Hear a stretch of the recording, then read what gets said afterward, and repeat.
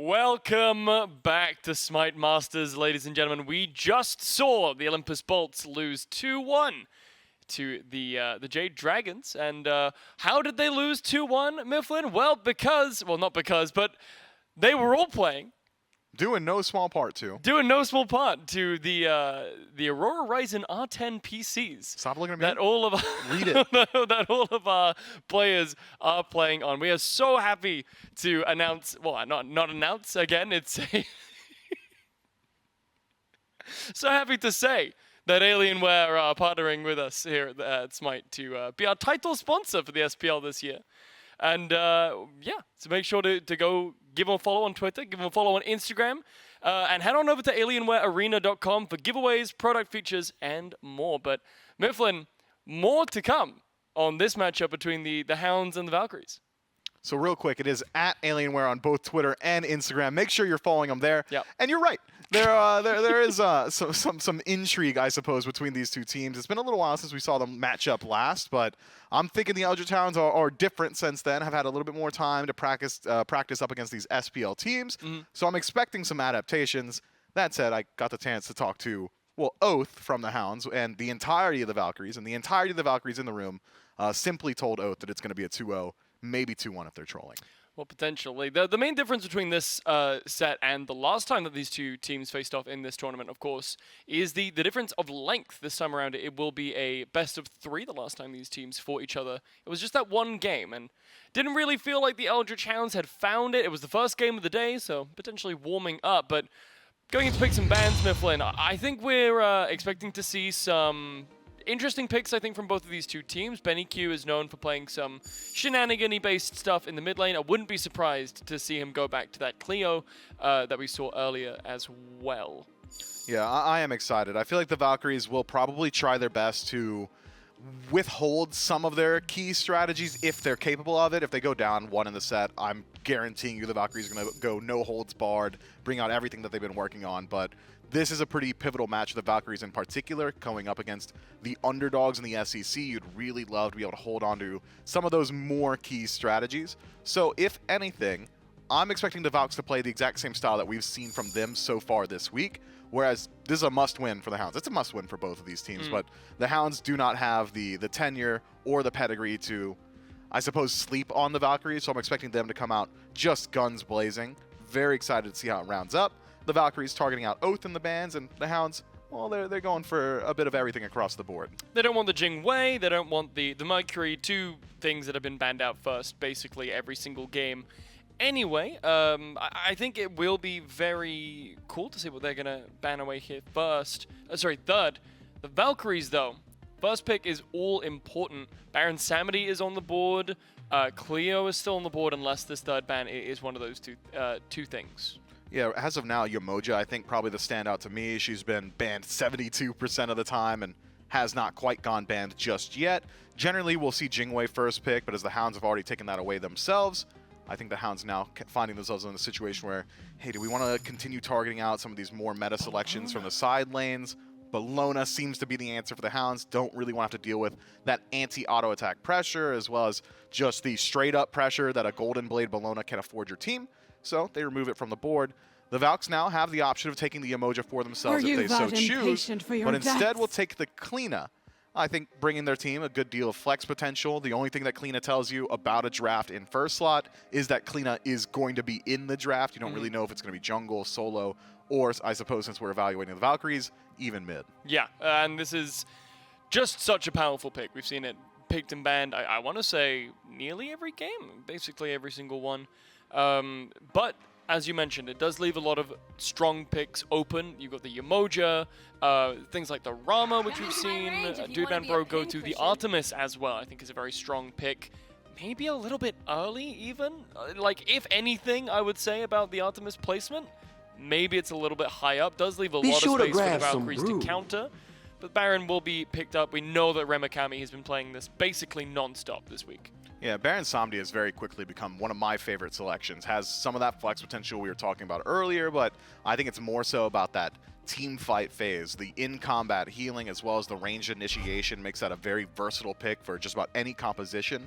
Baron Samedi finds himself in that plug-and-play category.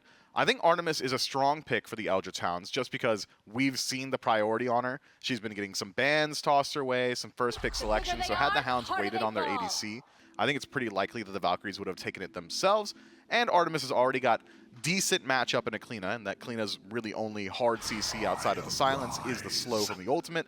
Vengeful Assault will make you slow immune as well as just making you a little bit quicker. Already very difficult to catch up to an Artemis thanks to the CC immune ultimate. That will stun just about everybody, but now even more slippery with some of the most recent buffs. Even up against a Nemesis, Slice and Dice, the ultimate, neither really going to work against Artemis. But I really like this pickup from Quig here. You know, recognizes that there's going to be a lot of pressure already onto the Artemis. It picks up Athena, very, very safe. A lot of peel. It presents a very good wall for the Hounds to pick up here. And it's also something that we have seen Quig play a lot. He's very comfortable on it, and it works out very well for what the Hounds tend to do, which is these early picks into the late game team fights, right? That's definitely something that Athena is going to allow them to do, especially if they can get Oath onto something else auto-attack based. Although I'm looking at the options, and I think maybe for the first time in this tournament, we're going to see Oath on something that isn't completely auto-attack based, unless he decides to go into that Arachne. Yeah, it could even go towards the Susano, a pick that has served him very well in the past. When I see Athena, particularly in Quig's hands, it screams to me that the Eldritch Hounds want to play through their solo laner. Every single match they've had Athena on their team so far this week and in the previous week, it's been a lot of early ganks in the solo lane. The second defender of Olympus is available, and it synergizes very well with the Baron Samedi. Assuming that it is going to be Hades in the solo lane, Baron Samedi can just pull him in post-sleep. If he isn't, if he's forced to channel Pillars of Agony, he's still at least standing still, which will buy time for Athena to rotate through. Generally, the jungler will be there as well. So curious to see how the Valkyries are going to deal with that level of aggression. I've got faith in the Valkyries. I know for a fact that Aqua is no stranger to having to deal with a lot of numbers in his lane, and well, he's had the opportunity to play against the Hounds in the past and knows exactly what they're looking for, what the style of play is. But this is an adaptation from the Hounds. Heimdall taken 4th overall. Likely slated for mid. I don't think Artemis has got enough clear to play in mid. You're going to be sacrificing literally every neutral camp if you put her there. Cleave auto attacks for Heimdall, knock up immunity from the Gallarhorn, CC immune ultimate, one of the safest hunters in the game. Should be able to hold his own, but neither one of these two hunters really screams to me mid selection. When I think of mid hunters, they are not in the topic of conversation. Yeah, no, I agree with you. And I think the Artemis is something that we saw. It was either the Titans or the Warriors yesterday picking it up and putting it in that mid lane. So it is something that we have seen played, and it did work out for whichever team that was. I can't remember off the top of my head. So potentially we could see Hounds echoing that. I think it is pretty safe to say that the Baron will be going to Ramakami. Oath obviously picking up the... sorry, not Oath. Quig picking up the Athena in the support, but we'll have to see what that 5th pick is to really round out this draft. Meanwhile, Nox and Hachiman are going to be the last 2 pickups for the Valkyries here. Now, Nox, of course, terrifying to have to play with. Most likely, I think, going to be going over to that support role. Has a lot of CC, a lot of disruption, and the Hachiman, of course, following her in there.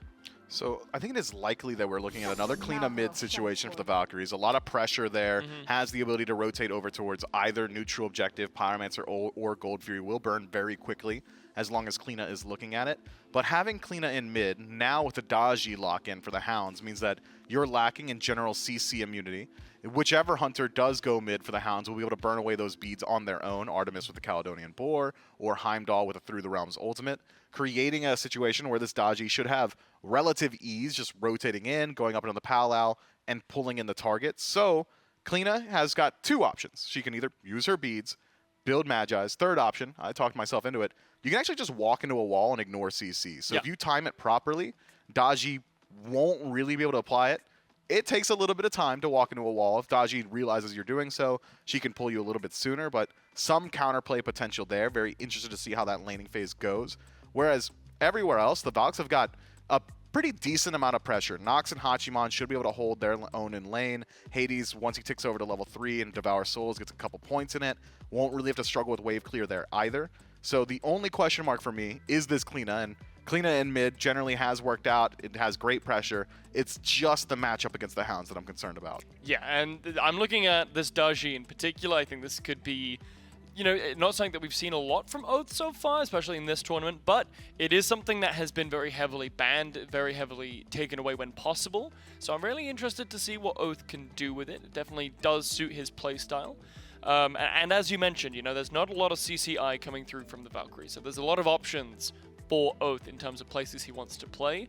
And if we're going with your theory of you know, the Athena's been picked up here, so very likely wanting to play through that solo lane. We're looking at Hades. If the Pillar of Agony can be taken away, which it totally can, we've seen that trade time and time again with the coffin into the Pillar of Agony. I think that could be a really easy gank. Yeah, it could be. I mean, easy's hard to say, right? I mean, Hades has certainly got options. Relatively easy. Yeah, relatively easy. I think certainly a place the Eldritch Hounds can look to target their aggression. Wherever this Athena is playing is generally going to be where that aggression is centered. I'm expecting Quig to be the pace setter for this team. That said, I mean, the conversation of global ultimates, you don't really want to fight on top of the Athena. It's wherever she's ulting to is generally going to be the recipient of that aggression. So I do echo that sentiment. I think that Hades likely going to be the target early on, especially with the Baron Samdi lane, assuming that we've established the lanes in the right spot. Different. Could be different. You never know. These SEC and SPL teams love to keep you guessing. Well, will the Valkyries be able to continue that legacy against the Hounds, or will SCC strike again? It's going to be J-Mac and Ro on the cast. Not going to have Ro with me this time, actually. Nope. I traded Ro out for Trelly Relly, right here. who's going to be joining me for game number 1 between the SPL and the SCC. But you will have gotten the guess correct. You do have Hades over in that solo lane up against the Baron Samdi, a matchup that we've seen a little bit so far this weekend, Trelly. Having these double mages over there, the double Bumbus dagger, it's going to be a fun one. Yeah, it should be a good time. I think we called this, not we specifically, in the break room I was hearing, it's the doghouse matchup, because we got the former winner dogs versus the Eldritch Hounds. Oh, true. Yeah, so we're in the doghouse right now, seeing which one will be able to come out on Who's top. going to be top dog? That's the question. Who is going to be top dog? Someone is about to figure out, and it is going to be Krim in that mid lane on the Heimdall. And as we see these mid laners, more often than not on the Hunters, they go for that blue stone style build, and Krim never does that. He says, I want Gilded, and I want Dev Gauntlets, and I don't care what anyone says. There will be no Transcendence in this build. I just want to be an auto-attack Hunter in the mid lane, and no one can tell me otherwise. Just going to do what Hunters do best, and that's slam as many autos as fast as I can and have them hit as hard as I can. Will be a few Devourer's Gauntlet starts at the very least between the 3 Hunters that have made it, and Benny Q, though, will go towards that blue stone, as you mentioned, in that mid lane matchup. And that's not one that we get to see too often, is the Hunter versus Assassin. It's definitely something that's been coming up a little bit more as of now. Good stun, though, by Wowie up against Quig. A good root by Gamma will lock him down, but not much further follow-up in that instance unless it's a trap onto Gamma. He's falling low, but Gamma does manage to make it into Wowie thanks to the help of that dash from the Nox. Gamma will be able to walk away for now.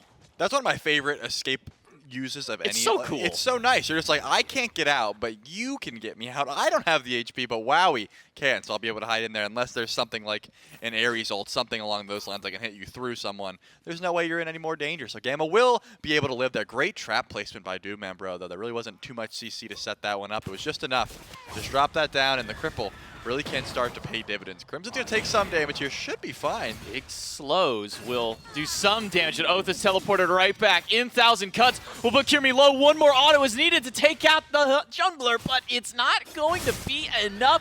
A couple of close calls already in this early game. Yeah, Oath doesn't have Blink anymore. Kirmi doesn't have Blink, so I think both of them will be fine now. A lot of aggression from both of these assassins in the jungle role, wanting to get ahead. First jungle off to get that first blood bounty. If they do get the kill, they can really use it to spread throughout the whole map. Their influence, I should say, they can spread throughout the full map. So I understand why both of them are trying to go hard as quickly as possible. And right now, they're just going to trade some mid camps and walk away because there's no more fighting to be had. You have to give a little bit more credit to the double assassin lane right now. Benny Q is going to provide just a little bit more damage than Erupt Crimson is, at least for right now. More so in the late game, I think it'll change. Oath versus Kirmi. Kirmi on the upper end of that trade as far as his health is concerned. But a blue buff invade goes over to Aquarius. So he'll be able to snag the first respawn of that blue away from Rakami. And it's never fun for a Baron to have to lose out on blue this early. Luckily for Mikami, though, it does have teleport, so that gets mitigated just a little bit. Yeah, that hurts. The XP is going to be a big deal, but you got the Baron's Brew. You're going to have a good bit of sustain built in, so not going to be the end of the world. You just don't want to lose that next one, and the one after that, and the one after that. That's sort of what happens in these matchups. When once you get that blue timer, you know Kirmi's going to be on that spawn every time. Obviously, Hades has a really good chance of outbursting you on blue buff with the ghost minions, and you can get the blight with your silence, and then just get a huge minion explosion with Devour of Souls. So it's going to be hard if you're not defending that. Oath is either going to rotate over and say, hey, I got you next time, or I'm going to look on the other side of the map because there's nothing more I can do here. With VC Kirmi clearing out his rotation of the speed buff, he'll meet up with Benny. That way they can grab the red and get the assassin a little bit extra damage in that mid lane. Benny Q has hit level 5, so maybe expect some heavy poke, even more so, to come from this assassin out of the Valhalla Valkyries. And this has just kind of been the name of their game. Is they pick these strange things, they make it work, and then they always make you wonder, are other teams going to kind of pick up on this strat? So far, we've seen others grab this clean and take a mid. We saw Paul do it previously on the Tartarus Titans. And now Benny Q just going to keep replicating that. And it's so funny because I remember at like the start of the season, Benny Q was talking about how he wanted to play this pick mid, but everybody was just banning it, so he never got a chance to. Yeah, he was very vocal on Twitter about like everyone who's banning Kleena, they're not banning it because it's a good jungle, they're not banning it because it's a good solo, they're banning it because it's a good mid and I'm going to carry every game with it. So if they beat us while banning Kleena, it doesn't even count as a real loss. So he will be able to play it once again, and we'll see how good it's doing at the moment. Really no leads to look at. A small gold lead in favor of the Valks, and that's just because of that blue buff sealing away. A little bit better neutral farm with the mid camps, things like that. It's mostly just going to be on Aquarius for right now. Obviously, Kirmi and they're staying pretty fair in the farm game, but I'm expecting to see Kirmi shoot a little bit ahead here. He went for the Golden Blade start, meaning he's going to be farming just a little bit faster, a little bit more movement speed, that sort of thing. Whereas Oath is going for that Transcendence. It's going to take a little bit for that to get online, and if Benny Q is going to run his build back, that's not a Transcendence. That's going to be a first item Heartseeker. We'll just have to see what Benny Q goes for on his first back. One thing, kind of echoing what the desk was talking about prior, was the fact that this Hades is going to be pretty... I can't say easily, because for both these mages, they've got a decent bit of survivability, but probably the most easily abusable of the gods to try and get a first rotation on, whether that be the Valkyries or the Eldritch Hounds. It seems that the desk put an emphasis that this solo lane was going to be the early priority. Yeah, it certainly could be. If there is ever a point where Ramakami can get a Pillar of Agony down, I imagine Oath will be looking at solo lane immediately. There's no beads available. Obviously, the teleport is the only relic of choice. So no CC immunity. That could be a pretty free gank. But the issue is Ramakami has to use the ultimate to get the ultimate. That's more often than not what we see in that solo lane. If you are using your ult, you're putting yourself at risk of a gank as well. And Kirmi is not going to be afraid of sending his way over to that lane as well. So whichever... Oh, hold that thought. We're going to see the ult right now. So now Aquarius did not use Pillar of Agony. We saw the party come through. The coffin goes down. Expect to see the Nemesis head that way if they think there's going to be a kill opportunity. Kirmi could make an easy rotation that direction, but for now, we'll just go ahead and clear up the left side jungle. Wowie will grab a couple of these minions on the camp. This new Arthurian castle camp that we have here. Pretty nice, pretty lovely. Wowie gets taunted back in by Quig, Duman Bro, putting some damage in. But Wowie being very patient with that ultimate, very patient with his beads, waiting until he absolutely needed them to get out. Someone better go get that offering. It's going to drive me insane. It was Wowie, like, it's sitting right there. The chalice is ready, and no one is going to go grab it. It was like Wowie dropped it, then ran. There might be a chase down here. Remember, Aquarius did not use the ultimate last time. Ramakami did. Kirmi's here as well, but they're just looking for the blue buff right now. The wrap it up is now down, but Kirmi not going to continue the chase, or not going to, I should say, chase up that way to try and steal anything away. So blue buff does go to Ramakami this time, so he doesn't have to worry about losing out on a respawn. Meanwhile, Quig will do something that we don't get to see as often anymore, Charlie, which is actually stealing away these offering camps. It almost feels like once we changed over to this 9-5 that we've seen a lot less offering steals. Yeah, I think it's just because the supports felt like this is my buff, right? The Indra Scepter is a support style buff, so I feel okay giving my life for it. If I'm going to give my life for the Trebuchet, that's a little different. I don't get to see myself do more damage. I can't run in and solo people with that, so I don't feel as comfortable sacrificing my health bar for this, but it does come into play late game. We saw it almost take the Phoenix in that last matchup with the Bolts. Kirmi, though, going in on Oath. Oath does have Palau. That will get him up into the sky, at least to delay for a little while longer, but Oath not going to fire any of those chains except on the Gamma, but can Oath make it out? Jukes out one shot from Benny,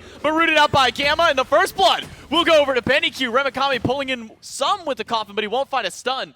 as he took a little bit too long to do so. It's the Valkyries up first. Yeah, Benny Q is going to get credit for that kill. Now has the first blood bounty. Already finished the Heartseeker, so is going to be doing a fair amount of damage right now, and it's only going to get worse. Crimson did not make the rotation over. Pretty much everyone recognized Oath was already down. Quick is going to take a little bit of damage here. Quick's going to take a lot of damage, about half of his health from the combo of Benny and Gamma. The silence a little bit off the mark to connect with the root combo. But Gamma still being able to land on these priority targets, making sure that he can be one of those initiators for his team or be that setup that his team so desperately needs. Because, I mean, Charlie, we're looking across the board on the Valkyries, and there's no traditional frontline, no traditional tank for this team. Yeah, that is true, but Hades with the Bumbus Hammer, as long as the mitigation build is what's going to be coming through, that's what we've seen more often than not with the Oni Hunter's Garb, that sort of thing. Will be very tanky in the later stage of the game, and Nox with Lono's Mask, also going to be very difficult to kill, as long as you see some Spectral Armors coming through, because again, you're up against double, I can only assume crit Hunters. We see Tier 1 Shuriken for Crimson, and Doom Ambro may build the same way. It's going to be pretty easy to shred through these targets late game unless you are building accordingly. Looks like, oh, Remikami very low here. One more, no, needed a few more autos, enough HP ticking back up. Kirmi is here. The question is, will he dive this Tier 1 tower? Aquarius will make sure that he gets a little bit of extra time to do so. It'll be another pick for the Valkyries. This one over the solo lane. Gamma eats a bit of poke through. Oath trying to run away. Does get hit by the first veil. Benny Q screaming at him, but he's not going to have the distance to get there. Crimson will use his Bifrost to get back to the mid, and the Valks will walk away with their prize of the kill. Yeah, another pick there. This time it's going to be on Remikami. Already getting pretty out-pressured in this lane. Aquarius has never had really any warriors, was able to just eat the ult last time, and this time able to use his ult effectively. So I think Remikami needs to hold on to that life of the party if he's ever trying to survive in this lane. Has a teleport, so will not lose too much farm, but I imagine that's close to a 2-level end. Yeah, there it is. Aquarius ticks over to level 11, so 2 levels behind in the lane thus far. Pretty far behind in Warlock stacks as well. This is going to start to add up. It's going to be very hard for this Baron to stay in lane the longer and longer this teleport cooldown is down. You were right about the Benny Q call for his first item. Heartseeker is the call for Kleena in that mid lane. And as he goes back to base, picks up a full Soul Leader. Had enough gold in pocket to outright buy that item, so he can start stacking up some of that extra lifesteal for himself. Just as mentioned earlier, now we did see some action over towards the mid lane, but Soul Lane definitely that early call, as that's where the priority of the Valkyries has been so far in this first game.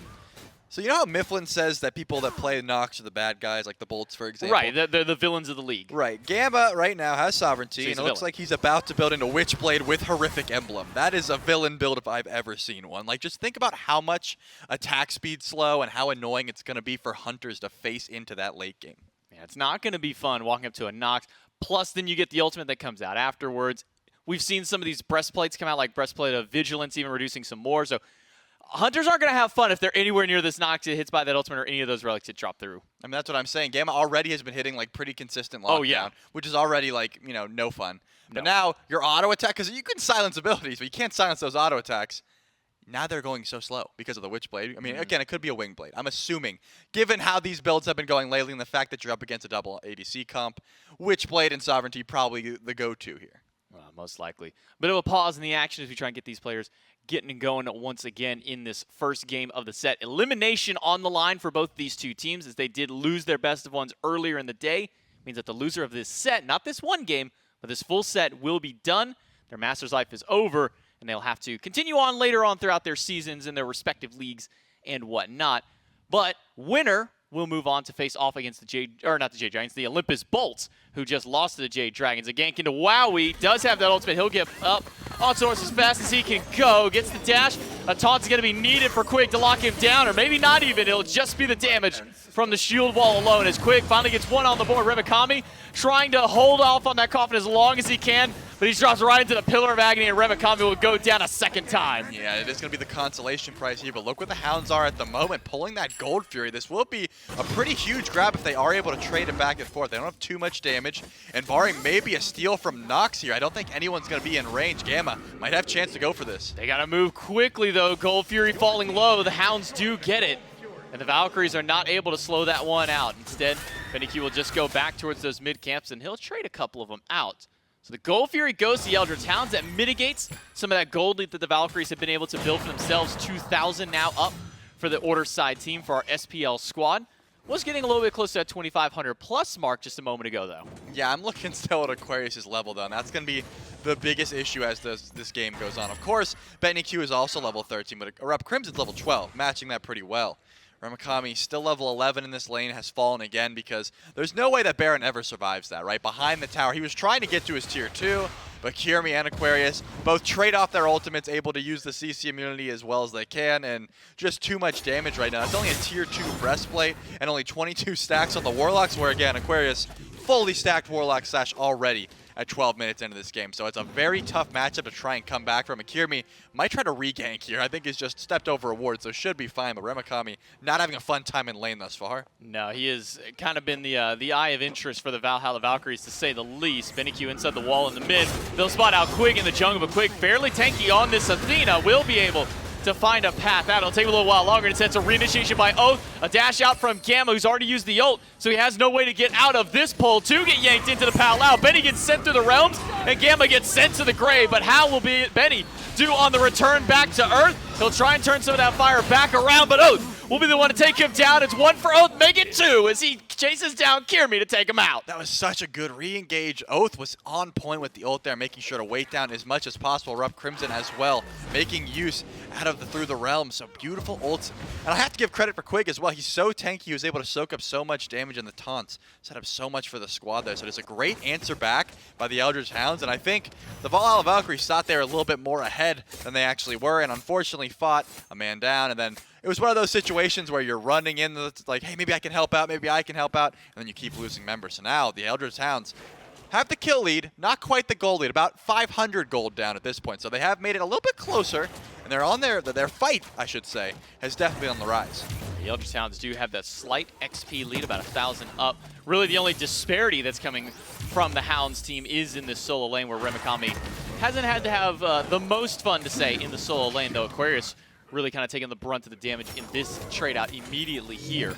Now Benny Q going for a little bit more penetration in the build, being able to grab himself into that tier 2 heavy mace. We'll keep our eyes on exactly where that one goes. But I think you're right to talk about how the Valkyries are playing like they're much further ahead than they realistically are, and the other towns giving that nice little wake-up call. Yeah, I'm pretty sure Aquarius, hold that thought, Benny Q, great pull in back by Oath, and will fall once again. No relics for about a minute or so. That was a great time to say, hey, we should gank this clean again. If she can't get into the wall quick enough and I insta-pull, Daji's going to be able to get a pretty nice pick there. I was going to say, though, that Aquarius backs with about 2,000 gold in hand, so the little bit that Ramakami was out trading is going to be completely gone at this point. Backs for a full ethereal staff, which is a completely different matchup now. Once you have a 2,600 gold spent, I think you're going to be trading a little bit more effectively in lane. But Rep Crimson is going to be able to get some tower damage here because, again, Benny Q is in the grave at the moment. He's not going to be able to help and defend this. Going to make sure to close some of that XP gap, and now Crim's actually up a level. Every bit of chip damage you can get on these tier 1 towers in the early game is so important when these mid and late game sieges start going through. Obviously, once you get past a certain point, tier 1 tower is essentially nothing, but the weaker that you can make that safe haven, especially for a mid laner, one like this Kleena who has to rely on beads and Aegis in order to get out of most situations, the more uncomfortable you can make Benny Q on this Valkyries team, the better. Oh yeah, if you can make him off his game at least a little bit, it's going to come out, but it looks like another gank on Ramakami. This is just Aquarius here, but the rest of the Valhalla Valkyries are chasing this one down. Beads are down. Quick finds a taunt against Gamma. That may have delayed Ramakami just a little while longer. The coffin will not save his life as Aquarius cleans up the kill against his opposition. The Valkyries, with only 4 kills, down 1 to the Eldritch Hounds, and they keep the game even. Yeah, they are going to make 4 on the rotation, but Pyromancer is up as well. That is going to be the next prize that the Valhalla Valkyries are looking for, and unless a massive steal from Quig, I don't think anyone from the Eldritch Hounds is going to be looking at this one, and it will go down to the Valhalla Valkyries. Get the answer back. Oni Fury will be up in about 25 seconds. That has to be the next target that the Eldritch Hounds are looking to fight over, and the Valhalla Valkyries are looking for. Benny Q's got to use his beads. Crimson uses his, and he'll send Benny right through the realms. Gamma will have to wait for his ally to show back up, and ultimately Gamma to try and weaken Crimson, but that's not going to stop Oath, who's already dove right back in. No place for Benny Q to go. It's Crimson with the kill. That was a terrible time for Benny Q to die if he wants to look at the Oni Fury at all right now. The Eldritch Hounds, that's where they're going. They're heading there now. They don't have too much vision around here. They have a bit of ward vision. Wowie is trying to defend this red buff, so Oni Fury won't be pulled right away, and Aquarius has made the rotation over as well. Oath does manage to steal that red buff away, so that will remove even more farm from BennyQ, who's now been put down 1 and 3 on the early slash line for the Valkyries mid laner. Not the strongest early start out of the Valks. They were able to get a small lead for themselves to go through, but then it comes down to one of those cases where you're maybe a little too big for your britches, and we really get to see what happens when the Hounds are able to group up and formulate for a team fight. Yeah, it did look like the Eldritch Hounds were about to pull Oni Fury. I was going to say, why pull it now? What makes this pull better than when BennyQ is dead? And I think they thought the same thing. They got the Oracle Vision and decided they were just going to back off there. So now we're just back to an even map state where everyone's alive once again. It looks like Remikami's tower is very close to dying, but he still has a little bit of a safe haven. Take a look at the Eldritch Hound's base, though. 2 trebuchets have been stacked up already, and they have not sent those out just yet. They could be saving those for this Oni Fury. They could be saving it for a Fire Giant. They can choose when they want to send those down and when it could make a real struggle. But it looks like Oath is wrapping around here. Blink onto WoW. He gets the beads real early. Yeah, WoW should be fine, even with Oath wrapping around. Might have to use that ultimate to find a way out. Likely will even need to give up his tier 1 tower, but it doesn't seem Dude Man will stick around.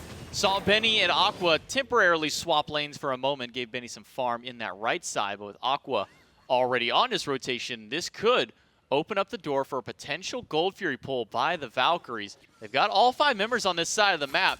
Teleports down for Remikami. Yeah, Aquarius is here just sort of frontlining, waiting for anyone to walk up. Gamma also here. They have a fair bit of lockdown.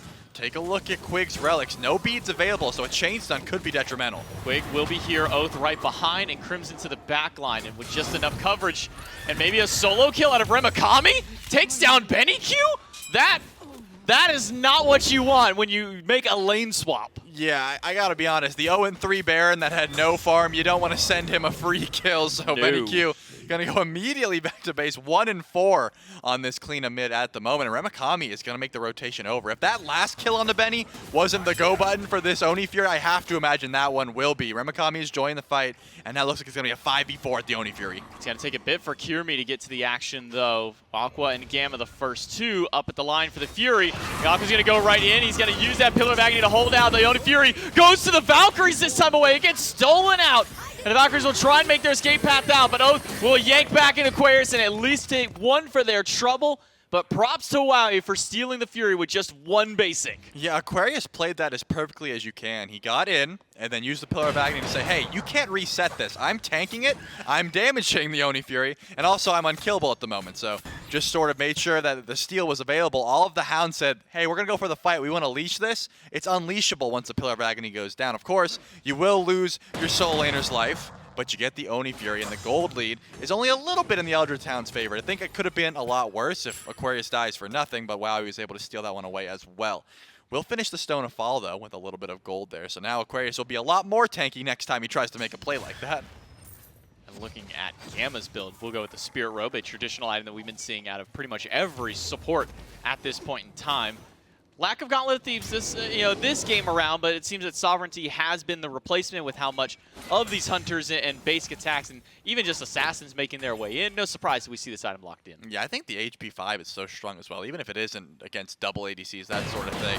Sovereignty is always going to give you a fair bit of value, but Pyromancer should be spawning here shortly, and right now the Eldritch Hounds have the vision on it, and the Valhalla Valkyries are going to have to walk up just to make sure that nothing is going around here. Because remember, Pyromancer would be a nice swing. It would put either one of these teams in the gold lead, I feel. Not too much. Actually, the Valks are a little bit more behind now ever since I checked. So now the Eldritch Hounds have, I would say, a comfortable lead.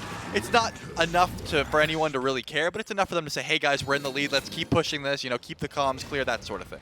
And look what the Hounds have done with their trebuchets. They've left them in those 2 side lanes. So far, no trebuchet push.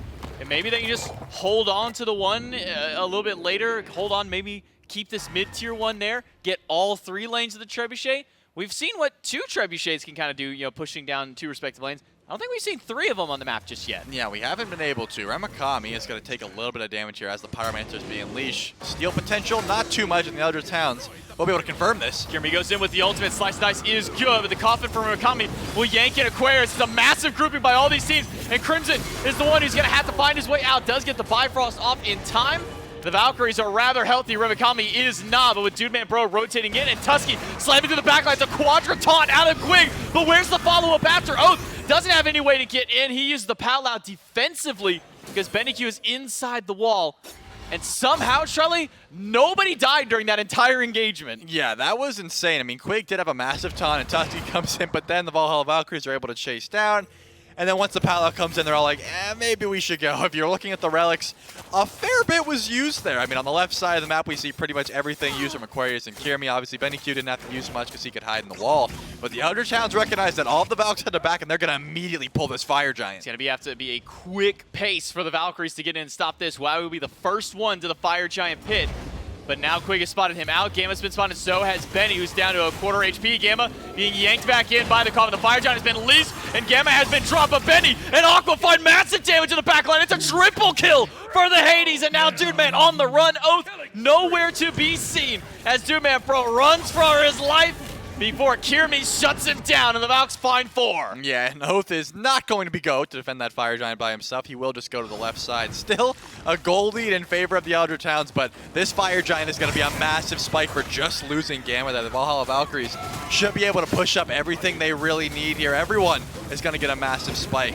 What a great play from Aquarius as well. I'm telling you, this Hades is simply too tanky at the moment. We saw him go in at that Oni Fury and kind of got shred down. Not anymore with the mitigations that he has in the Pillar of Agony, that sort of thing. It's going to be really difficult to blow through this with this Hades. And now the Bumba's Hammer should be finished up. He'll have the cooldowns to match it as well. So the Eldritch Hounds, they're certainly not out. They have a fair bit of fight back into this game, and I think Oath has been able to farm up ever since that Fire Giant started and has been, you know, getting his items along pretty effectively. It's just going to be very difficult to try and defend your Tier 1 towers. Probably maybe go for the Tier 2s or even the Phoenix. We do get a look from Aqua's perspective where he just got a dream group up as a Hades, 3 people stacked on top of each other for not just the Pillar of Agony, but also that Devour Souls combo right before that one went off. It's not very many times as a Hades that you get to have a dream like that, but Aquarius makes perfect use of it. Benny Q gets a ton of damage out in the backline for himself, and then Kirmi with that follow-up kill makes a nice easy four kill swing for the Valkyries. And where they were struggling to stay even with the Hounds, now they've been able to pull themselves a very small gold lead back up and even things out. Yeah, it's going to start to climb even more so unless the Eldritch Hounds are able to defend. Primal Fury is going to be up right now for the Valks, while the Hounds are saying, hey, we're going to get as much farm as we can wherever you are not. We don't want to fight you at the moment. You have that Fire Giant buff around your waist, except for Gamma.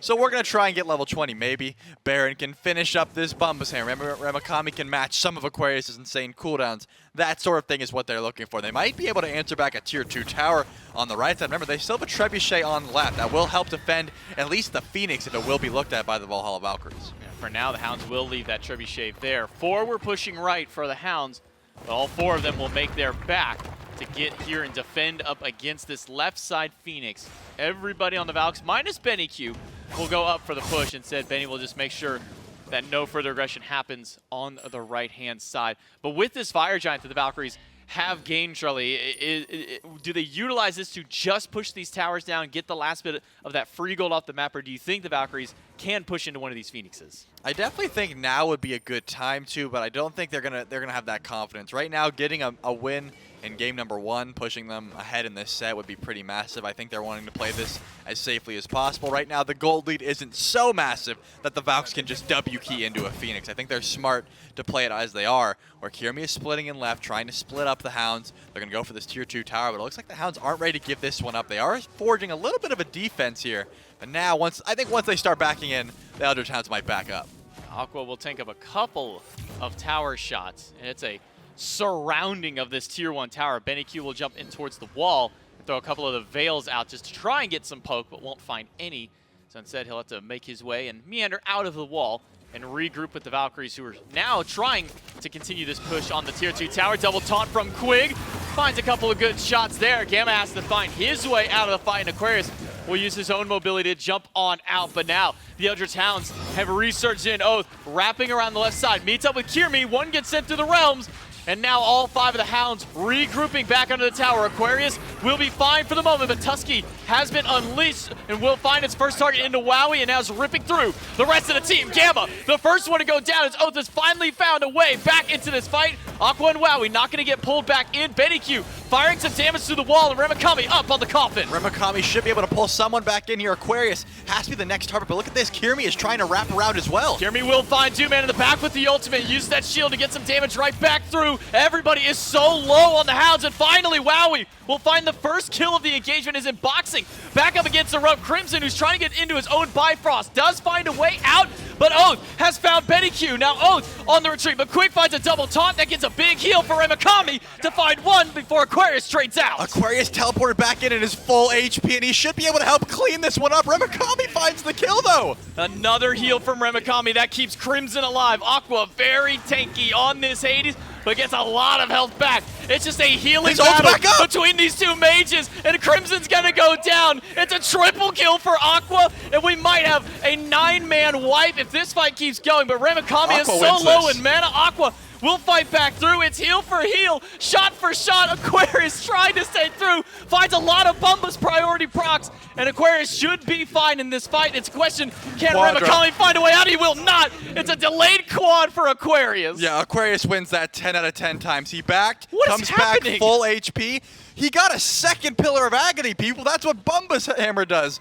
Erupt Crimson, I think, was focused on the wrong targets, and his back line was sort of getting demolished. He's like, I'm going to Aegis and teleport out. Isn't able to make it because of that great wraparound by Aquarius. And then this is exactly what Bumba's hammer does. The longer these fights go, the longer your cooldown's able to reset. You get those healing, you get the true damage procs, and then you get the resets on your cooldowns. 2 Pillar of Agonies. That was enough to make sure the Valhalla Valkyries do not lose, because if Aquarius doesn't pop off there, it's very fair that the Eldritch Hounds could run down, maybe get a Phoenix, at least answer back with a tier 2. Massive plays from the solo laner of the Valhalla Valkyries, and now it's essentially just going to be another Fire Giant fight. Remikami is dead for a little bit, but has the teleport available. It is another Fire Giant dance, but so far the only ones wanting to tango with the objective are the Valkyries. Nobody on the Hounds can make a path in. The shred is just too much. And the Valkyries have found themselves a 6,000 gold lead. Still 2 towers left standing on the side of the Eldritch Hound, so a little bit of more free gold across the map. But when it comes to these next fights, Strelly, the Hounds have got to keep their eyes on Aquarius. Yeah, this time I think making sure that they can... it's going to be hard because Spectral Armor was finished up, so now Aquarius is going to be even tankier than he was in this fight. We do get a little bit of a look back from Aquarius' perspective as he's able to find the first his old kill cooldown. 16 seconds right now. 16, and he'll immediately just continue to get these resets as he goes back through, and that's why we're seeing these Barons, these Hades, because they're able to weave their autos in so easily. Yeah, and then once the cooldown came back up, that was enough to make sure they did not have the DPS to burn through. Even though the coffin came back up as well, there was 2 life of the parties. It just isn't enough. Aquarius was able to juke through the minions, and once the minions come in, you're getting more kills, that sort of thing. It was pretty enough. And again, Remikami did not have the mana to try and fight this one either. I mean, it's just the case of the Bumba, because right there is 2 instant Bumba's procs that take him from 150 HP to 700 plus and continuing to grow. By the end of that fight, where he was down to 100, he was up to 1,400 health. Yeah, it was just too many resets, and juking only the auto attacks was enough to make sure Remikami couldn't finish that one. Now the tier 2 and right will be answered back, and finally, we'll see the Valhalla Valkyries have a trebuchet of their own. They send the left one, so the Eldritch Hounds rather send the left trebuchet out just to sort of disperse the pressure at the moment. The right Phoenix isn't going to be the target here. Kirmi and Benny Q are working on that mid-tier 2 tower still. Now they'll regroup with the rest of their team and with the trebuchet that's pushed up to the left. Phoenix needs to go just a little bit further before it starts firing those first shots through. And now the Phoenix will start eating a little bit of that poke. Silence comes out from Gamma, not going to find anything, and the trebuchet will only get to fire its 1 shot against the bird before it falls apart. That could be enough, though. Maybe that 1 damage will be all they need to make sure that right Phoenix goes down. The Valhalla Valkyries will reset, though. That little bit of damage is not enough for them to commit to the right Phoenix. Remember, the left side trebuchet is pushing down, just sort of dispersing a little bit of pressure. Usually these teams want to go for that left Phoenix first. Quick, though, might be able to stop it back here. Nope, the Silence should make sure that he's going to be able to get that back. So good by Gamma. If it's me, I'm just saying, like, good luck, man. I'm going back to base. I got items to buy. But Gamma's going to make sure that Aquarius' back does not get stopped there. I mean, you drop the Silence and you dash into the Hades, and you can both leave for free. I mean, I'm not saying that Gamma misplayed that. He definitely played it fine to make sure his teammate got up, but he could have left too. That's all I'm saying. You're also not saying that he didn't misplay. You know what? That's fair.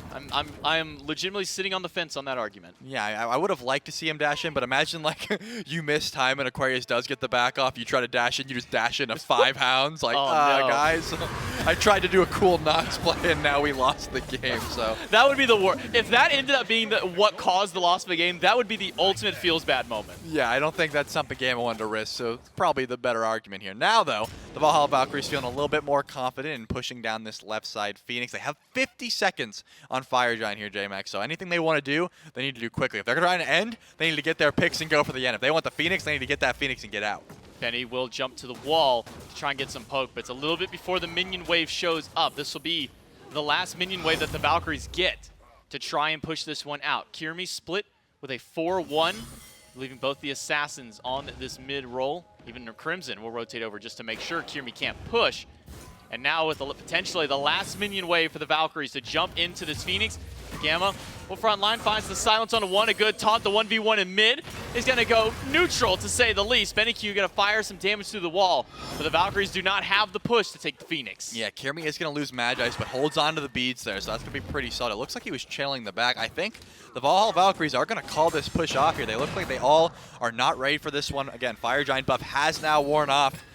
All Phoenixes stand tall. So all things considered, I think the Eldritch Hounds got up pretty well there. Last time the Fire Giant was up, Remakami was still dead, so they couldn't really defend it. This time around, it's going to be the Enhanced Fire Giant, and as it stands, it's going to be a true 5v5. The gold lead, massively in the Valhalla Valkyries' favor, but that's really just some upgraded relics, and the last item in your build. There definitely is some range for the Eldritch Hounds to pull back in this fight, and just one bad move. Anyone steps up a little bit too far, one mistime relic, anything could be enough for them to take this Enhanced Fire Giant. I mean, we saw what happened at the mid-tier 2 earlier. If it wasn't for Aquarius being able to make his way back into that team fight, could have gone completely south for the Valkyries.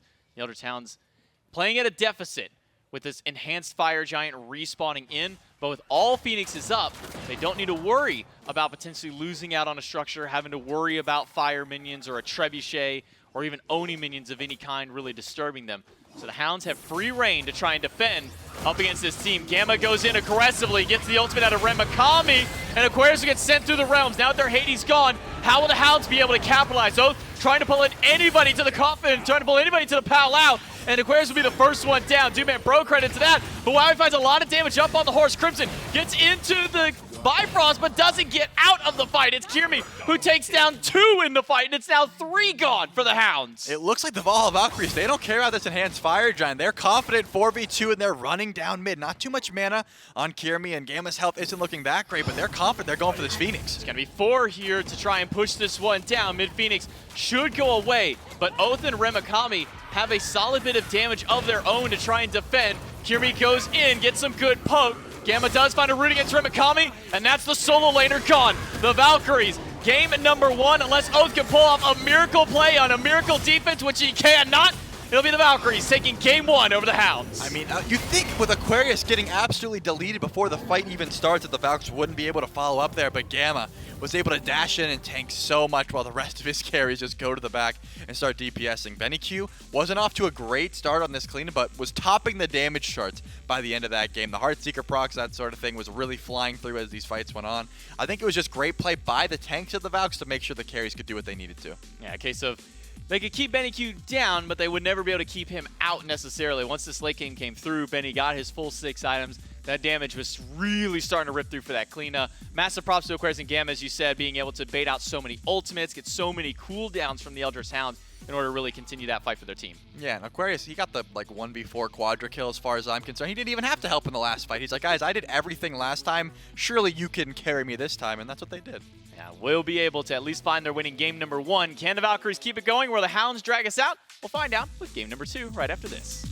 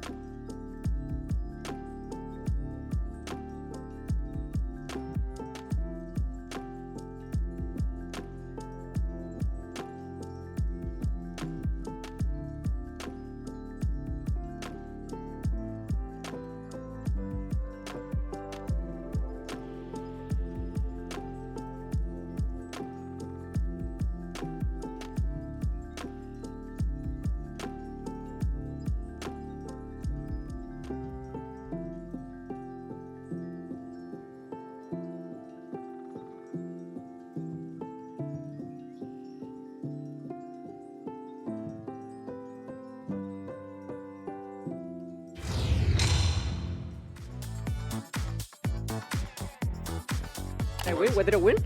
You win the respect. You're telling me an alien wore this? Perfect. Okay. Okay, that was a good cut. Messaging him to mute.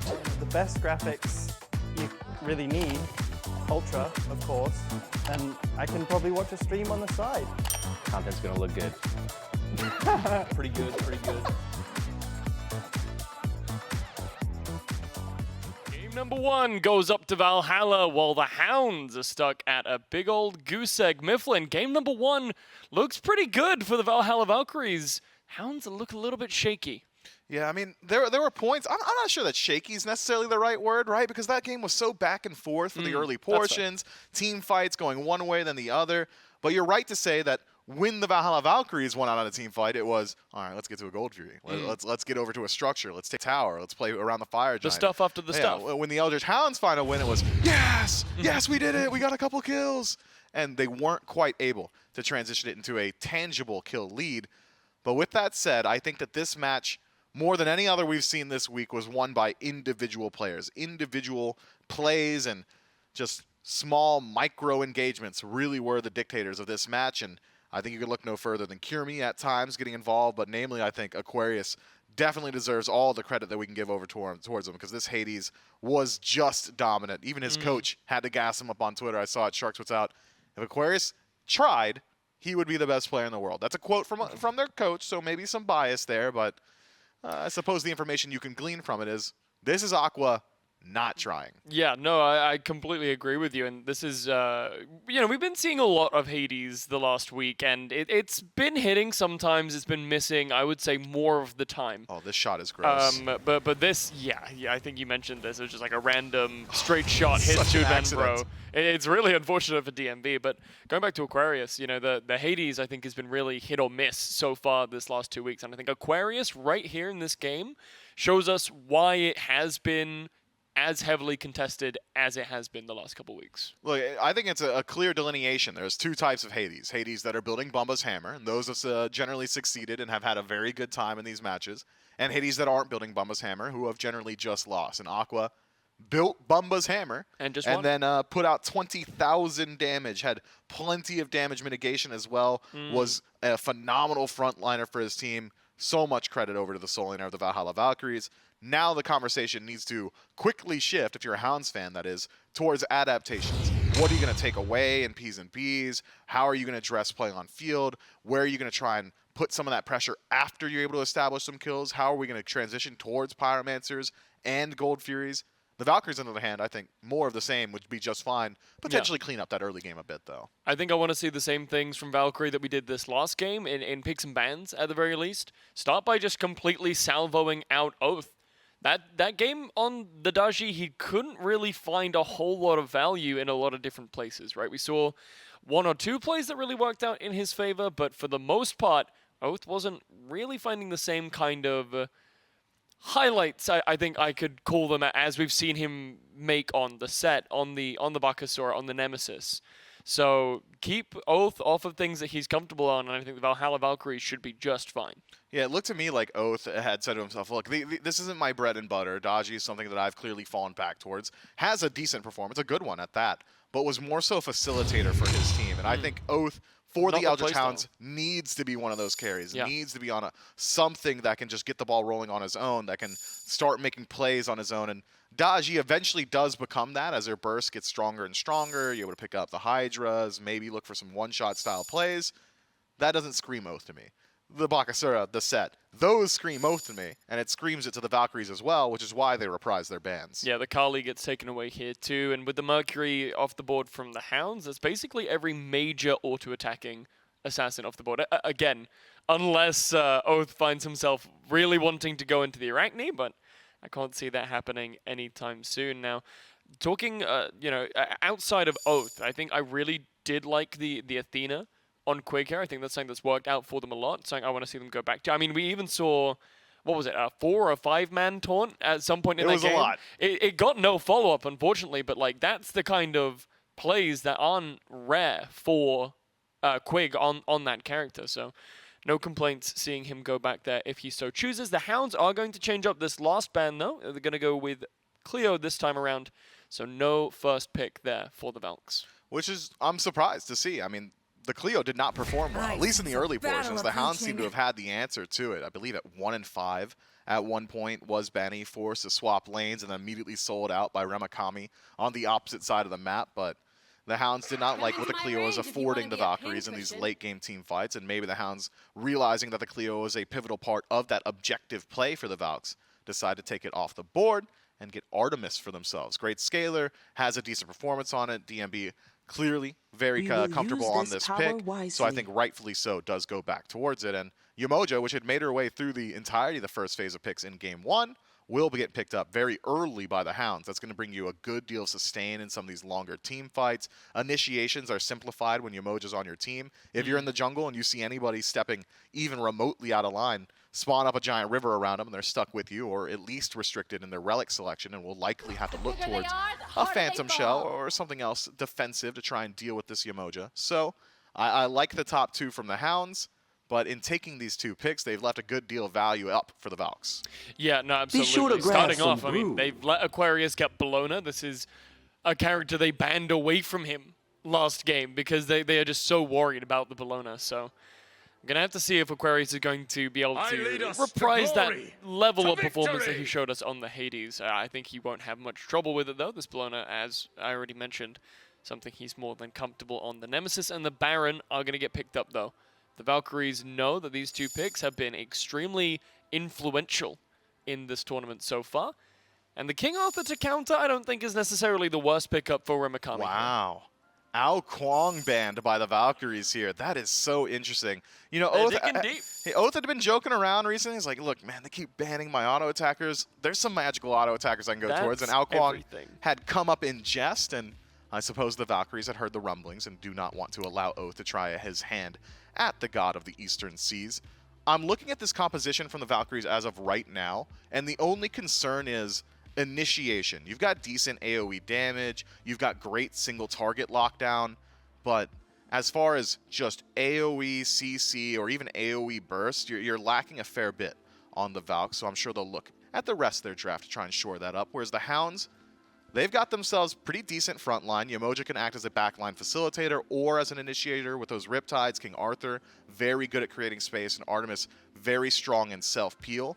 I'd like to see the Hounds find themselves just a standard mage. I don't necessarily think they need to go towards it right here. They could give the Valks choice of whatever mage they want first and then allow the Hounds to take a counter pick in their last slot. But I am curious to see how this one drafts out.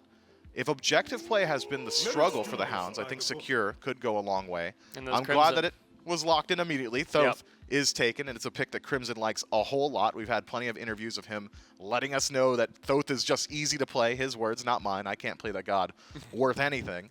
But it will bring your team a good deal of a good deal of confirmation around Gold Furies, Fire Giants, great steal potential as well. So I think it's going to fit this Hounds draft. Yeah, no, and I just want to point out for everyone at home, I know we talk a lot about Oath, right? Whenever the Hounds comes up in conversation, it's not, you know, the Remakami is not the highlight. We don't highlight Crimson all that often. We highlight Oath because he is the star player for this team. And if you want confirmation of his stardom, look at every single one of the Valkyries bands. Bakasura, Set, Kali, Ao Kwang, Darji. These are all characters that Oath likes, plays well on, and, well, now he can't use any of them. And this is that last slot open for the Hounds. Surely will be an opening for Oath. And you know what? I'm looking at potentially some auto-attack warrior options here, even, Mifflin. We saw Lasbra perform on the Osiris in that last set. Could we see Oath run back to that Osiris this game? Man, Osiris is interesting. Sure, it's an auto-attacker style, but it's not the exact same style of play that I think Oath likes to get up to. Lasbra loves to get into the thick of things and just stick around in the team fight, create space for his team, at times acting as an initiator. Oath likes to play the traditional assassin style. If we want to look at SPL junglers as a parallel to Oath, Sam for Soccer comes to mind. I think they have similar paradigms on how Smite is meant to be played. And, well, Sam for Soccer will only go towards Osiris if nobody else is, because he's ever the contrarian. Oath not necessarily in that same spot. But I think you're right to highlight all these bans targeting Oath. What separates a great player from one of the greats is whether or not they can overcome adversity like this. Having 5 dedicated bans on you means you've created a lot of space for your team. The Hounds have gotten themselves a ton of comfort picks with every single member of the Valkyries focusing all their attention on Oath. Dude Man Bros on one of his favorites in Artemis. Crimson finds one of his favorites in Thoth. Quig has had a great performance on Yamoja in the past. Ramakami a little bit more flexible, but certainly King Arthur solidly within his wheelhouse. And that is all opportunities afforded to the Hounds by having Oath act as that lightning rod for these bans. But now you have to answer the difficult question. It's the moment of truth. With all these bans on you, where are you going, and is it something you can perform on? And the Cirquette is the lock-in. I really like this for the Hounds. I think this works out really, really well with the rest of their team. There's a lot of slow-moving or semi-immobile characters on the Valkyries that Oath can really punish, looking specifically at the Oleron and the Baron. I think this is a really great pickup, and as far into his god pool this may be, I don't know that I would have gone away from this even if everything wasn't banned. Circuit's so hard to endorse wholeheartedly because of how she's going to interact with this composition with the Valkyries. You have to get into melee range on Circuit. She can't go for tank stats anymore because of the scaling changes to her kits. So, in dedicating her body to her initiation, you open yourself up to an immediate Nemesis ultimate, or a Charybdis who can remove herself from the playfield, or Oleron who's going to drop Sanctified Field on his feet, or immediately knock up. Baron Samdi as well. We're going to have a great, easy target to apply his heal to and have the rest of his team sustain in some of these team fights. Circuit has got her value. Circuit is one of the best early game assassins. The second she ticks over to level 5, has great gank potential, one of the fastest jungle clearers in the entirety of the game. I think only outclassed by Bakasura in that, right?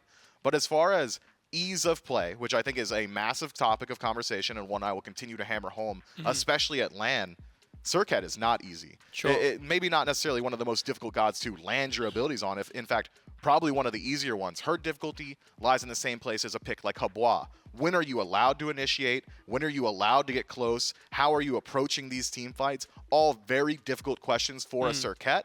Oath, no stranger to this pick, has got plenty of experience on it.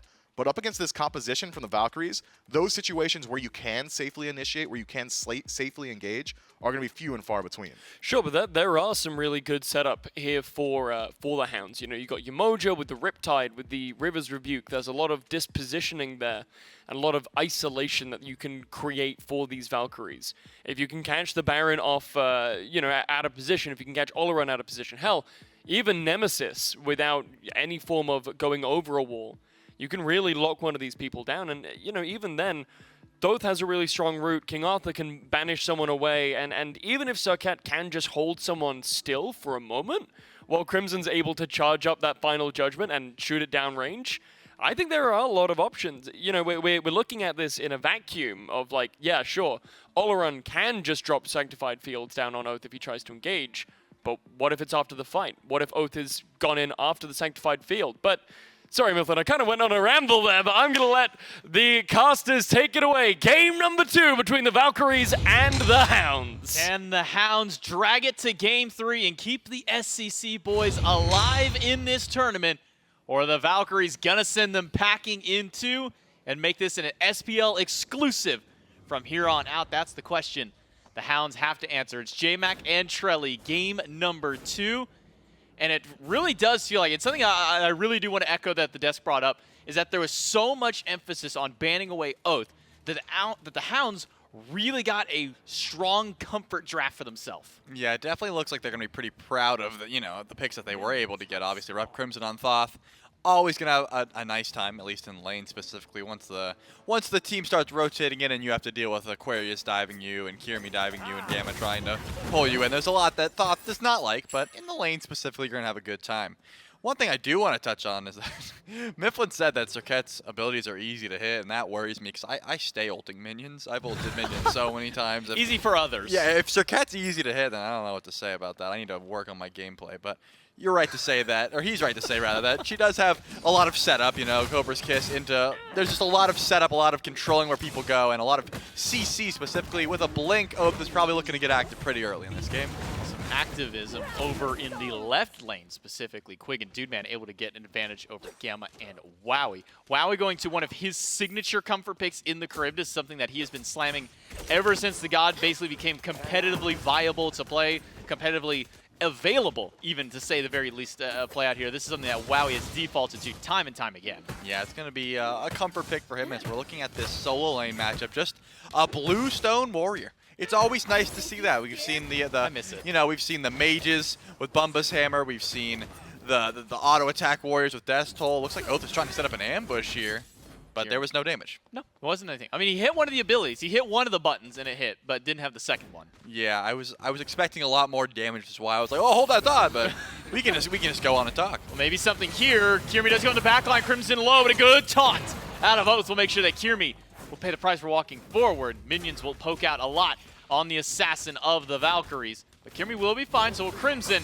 Unfortunately for Crim, though, he loses out on his beats. He does lose the beats, but there's not too much CC to worry about. As long as you're not getting blink slowed at the mid line, you should just be able to escape with evade and punish whenever you're going to be aggressed upon in this mid lane. But the reason I want to bring up that solo lane matchup is because we see Remakami does go for the beats this time. We saw last game getting camped pretty wholeheartedly, and having the teleport was nice, but there's really no survivability there. This time on the King Arthur, the beats might be just a little bit easier to try and survive these ganks.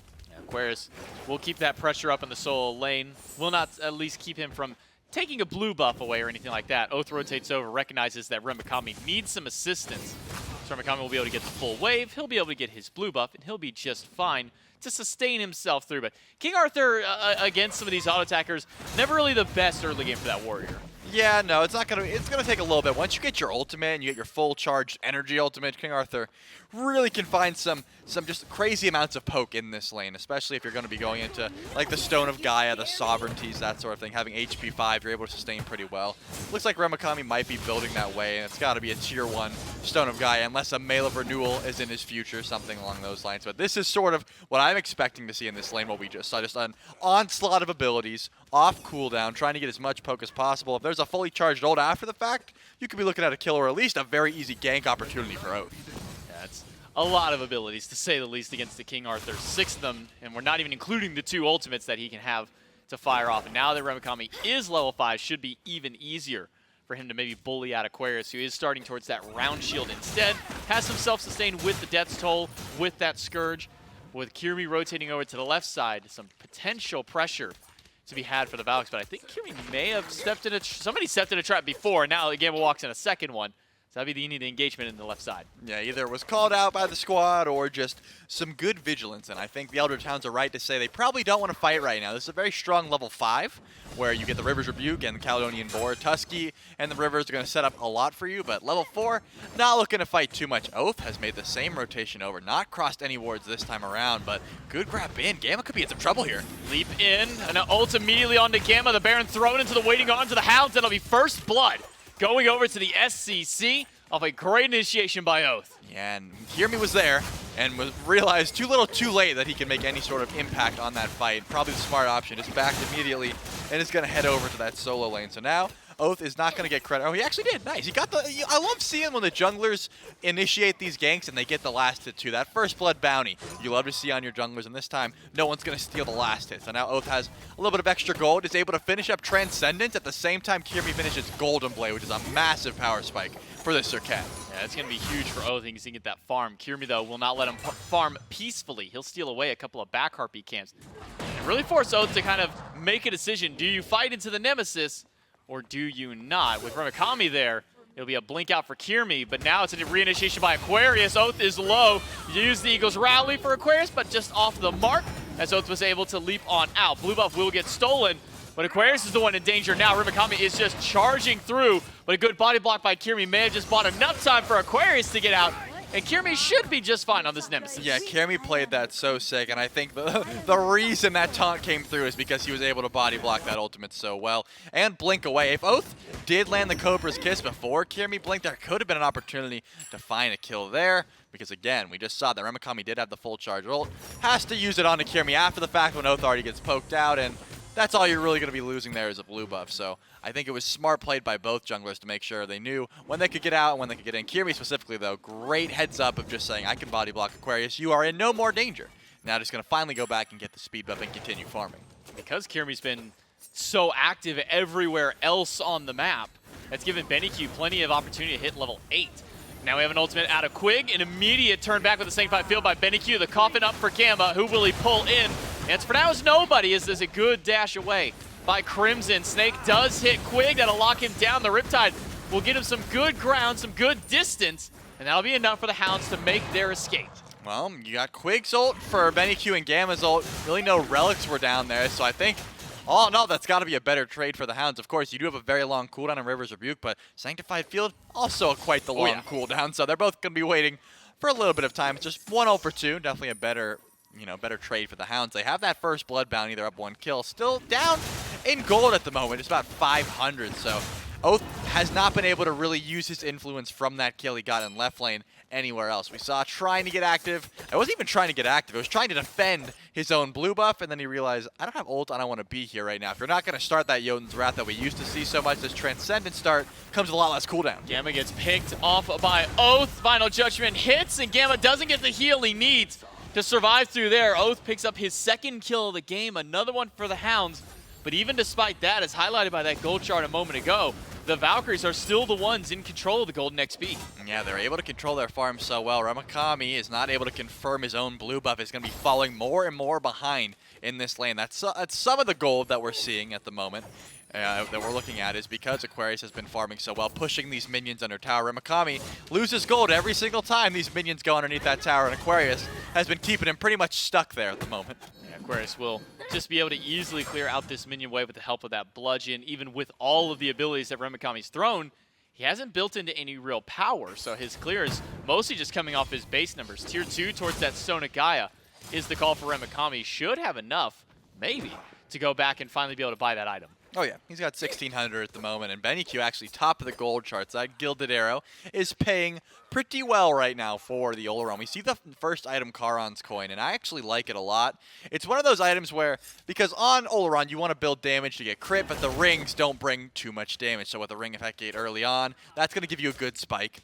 And it's like, do you want the attack speed or do you want the percentage pen? I usually find Demonic Grip is not my favorite cost per penetration ratio. So now, with the early Charon's Coin, you can get it stacked up. It's going to give you some movement speed, but also going to give you that percent penetration online very early. Will be Greater Scorpion cleared out by the Eldritch Hounds.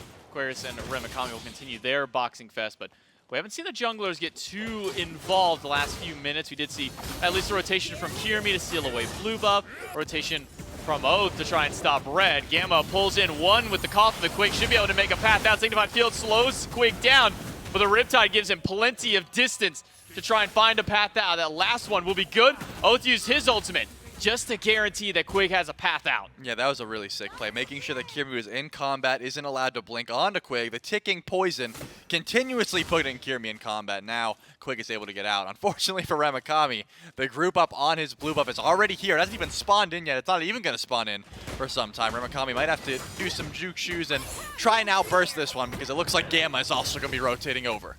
Kirmi, but followed by Crimson right behind on this thought. Gamma, don't think he spotted him. Kirmi down to half HP, dashed in against Ramakami. Oath finds Gamma in the jungle. Gamma needs 1 more hit to take him down. It's Crim who will find the pick in the jungle. Aquarius down to a quarter HP as he has used the Eagles rally to get away. And a little bit of chase by the Eldritch Hounds, but they'll take their 1 pick. There's no more ultimates available, and it looks like Aquarius' blue buff is not going to be up for some time. This is what happens when you spend all your time invading the enemy blue buff. Your blue buff gets on a different timer. They're trying to stick around and say, come on, 1 more second, 2 more seconds. How long can we wait before this blue buff spawns in? The answer, not much longer. They have to go back and get their own. So Aquarius will be able to get his own buff this time around. And it's just one of the benefits of being able to steal away the enemies. Yours is on a different timer. And with all these team fights that have been happening that have gone basically nowhere, with Crim able to find a couple of picks of his own, 1 kill, 1 assist to his name, he's actually closed up that near 2-level lead that BennyQ had him on him earlier in the game. So now we can see that XP starting to even itself out. Pretty much the only level disparity is over in that dual lane. It's a 1-1 back and forth. The Valkyries will try and remedy some of that by picking up the first objective of the game, the Pyromancer. Goes to the SBL team. Yeah, that is going to put them in the gold lead, about a 1,000 gold lead heading their way. And BennyQ, as you mentioned, does have a small XP lead and pretty sizable goldie. 300 gold to his counterpart. They both started that Charon's coin, so you're looking to see Thoth do a lot more damage right now, but as Oleron scales and is able to build more and more items, he's really going to top his way on the damage charts as long as you can fight around him. Remikami has gotten so much energy back from all of this fighting that he's been able to use 2 of his full charge ultimates. Can maybe even find a little bit more, but he's very low on his mana right now. So I don't think he's going to be able to get anything against Aquarius just yet. But it's always fun seeing 2 of them in a row. Remikami needs to invest in like a mana chalice. Last game, he almost had a kill onto Aquarius, but ran out of mana. This time around, I bet he'd be able to win this fight if he had just a little bit more abilities. He's spamming those abilities so much. The Valhalla Valkyries, though, are on the left side of the map. There's a lot of vision, and I think Dudeman Bro is right to play this safe, but Kirmi wants this Artemis. Does find the ultimate. That's going to get Tusky out. Kirmi doesn't have the beads, but does have a second dash, but not enough distance to close in. Dudeman Bro will trade out ult for ult up against them and should be fine with Quig over here on this left-hand side. It's a trap. He's on it. Yeah, I was hoping you had my back there. Come on, man. I've been around this game for quite some time. Of course I'm going to know that. Just like the Valkyries are going to know they've got an opportunity to start up this Gold Fury. Only Quig is here, and he's going to be slowed down by not only the Sanctified Field, but by the Coffin. The Valkyries get the Gold Fury, and the longest Rivers Rebuke of my life watching will finally crash through. Oath, though, finds Benny Q in the backline. The stun off the mark by Wowie, but 1 off the mark by Quig as well. Now it's 3 versus 4. Quig slowed down, rooted out, will not be able to get into the Riptide. He's trying to juke as much as he can, but it's not going to be enough. Kirmi will finally find the pick. That's one of the coolest jukes you can do with Yamoja is if you beat your own Riptide, everyone else gets launched through it, and then you just stay back. Unfortunately, Quig not going to be able to survive that one. This lead that we've seen for the Valks really gets shown when you see the level 10 Oath, who is 2-0, by the way, on top of the level 13 Benny Q, and just find no damage. Benny Q is full HP right now and did not have to worry. He got the beads. I think Benny Q more like respect beads, just saying like maybe there's some more follow-up here, but really didn't have to. So despite the fact that this Circuit has been very active on the map, finding some ganks right now, has 3 kills, or 2 kills, and 1 assist, I should say, Benny Q still does not care and is sitting fine in this lane at level 13. Already has Telekine's Ring as well, so just trying to power farm and get this late game character to late game. Benny Q's already looking pretty solid. You sometimes forget just how much of an impact that time dilation has on things like basic attacks and projectiles until you see Yamoja's wall last literally the entirety of Sanctified Field before it finally can actually close down. Regardless, though, the Valkyries getting that objective can push their lead up 2,000 gold, the most significant lead that we have seen so far this game. 1,500 experience to boot means the Valkyries have a nice early start, but we saw this last game, Charlie, where the Valkyries got off early. The Eldritch Hounds were able to make it a little bit shakier of a mid-game, but then a game down to the late game team fighting out of Aquarius that was able to pull the Valkyries back. Yeah, the Hounds just have no problem fighting early right now. I mean, they don't really care at the goldest deficit just yet. It's not going to be the biggest issue. You're starting to see the builds trickle on where Erupt Crimson has Divine Ruin now. There's a fair bit of healing that the Valks have that you want to try and deal with. Looks like building into a possible Soul Reaver, and that's really going to help out with the HP that's been built thus far. So you have the DPS. Looks like Remikami might be getting ganked by Kirmi here, though. This is a max charge ultimate. Now he's got to try and find any dashes he can get out, but he keeps slamming himself into a wall. Beads used by the Arthur. Remikami may be able to make it out with some assistance. Eagles Rally is good. Remikami walks through the wall to buy himself a little bit of extra time. Finds the stun on Aqua while Oath takes down Kirmi. Remikami still alive, still fighting back in. Benny Q and Gam have now rotated over. Benny will finally take down the Soul Laner and buy some extra time for Aqua to turn around and kill Oath. That's the massive rotation from this Oleron. Up Crimson was not able to make it there in time, and it's one thing if you're bringing the Hieroglyphic Assault. If you're rotating and you're bringing the Sanctified Fields, that's going to be a massive help. Remikami did survive for quite some time with that low amount of HP, but it was like 1 or 2 autos from Benny Q was enough to clean that one up. And this is the problem with building this way. The Stone of Gaia and the Sovereignty is going to help you out from Aquarius and Kirmi, but once these magical characters come in, they're going to start swinging. Benny Q is able to get that tower in right and steal away so much farm. Now level 15, and by the time these back camps go down, I wouldn't be surprised if he's pretty close to 16. Now, Wowie versus Dudeman is going in favor of Wowie on the left side of the map. Builds evened out between the two, or at least paralleled, as we do see the Devourer's Wind Demon into what will be Silver Branch for Dudeman. Silver Branch already up for Wowie. He's got a little bit of an extra boost, but we haven't seen the Hunters get involved in the fights just yet. We've been 15 minutes in. We've seen action happen in the duo lane, but we haven't seen the duo lane Hunters rotate in just yet. Yeah, and we haven't seen them fight each other too much either. We've seen the trading of auto attacks, but I haven't seen their ults get down unless they were getting ganked. I think just right now, obviously the safest hunters are the ones that are the best to be picked up. You know, Jingwei, for example, Rama's always good, Heimdall. This time around, though, Artemis usually gets pretty sat on, but given the matchup, Kirmi doesn't want to use beads every time he's looking for a gank. So Tusky goes down, and he says, I'm just going to run away, man. I got better chance ganking anyone else than trying to kill this Artemis. There's so much CC. I have to avoid the traps and stuff. Just go away from duo lane. Spend your time anywhere else. It's going to be better for you. Well, now that we've hit this kind of calm before the inevitable storm, the Valhalla Valkyries with this, what was a 2,000 gold lead, is now spiked up towards 3,000, 3,500, 4K XP. This is a gradual upward slope for the Valkyries. Where do the Hounds find their point? Where do they find that moment to kind of push themselves back? Well, I think Erupt Crimson has been farming pretty well. Hold that thought, though. It looks like Gamma might be stuck in the rivers. Gamma is stuck. Gamma can be initiated on by Oath. Use the coffin. It's an ult for ult trade. Gamma trying to find a path out, but there's no further follow-up to kill the support. So the Baron will be just fine. And it's a trade out of 3 ults for 2.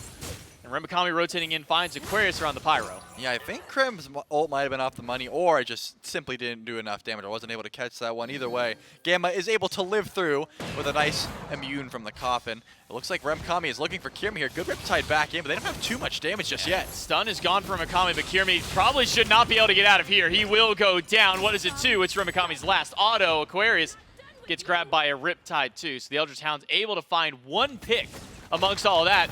But now that Wowie has finally left the duo lane, now he's finally left that left side of the map, he can start pushing up mid-tier 1 and mid-tier 2. Not sure how much further Benny and Wowie can go. If they can grab this, even with only losing 1 of them, that could be very worthwhile. No, Wowie taunts it away, needs 1 more auto, will grab it, and jumps into the Whirlpool. Benny giving him a little bit of extra space, but instead, Wowie went the other way and just dies to Oath. Yeah, I mean, Wowie was definitely fine with dying in that tower. If Benny Q died, though, which Erupt Crimson should have the evade and punish here, should be able to hit this unless Benny Q got the juke shoes, but Gamma has the peel as well. Gamma will be able to at least body block Quig and Crimson from walking further forward. Aquarius keeping the other 3 busy, and he's losing on a lot of HP. Eagles Rally gets him back to the tier 1, and now it's 5 versus Gamma. I'm not sure that Gamma has enough defense or enough HP to live through this one. He will go down to Oath. Poor Gamma.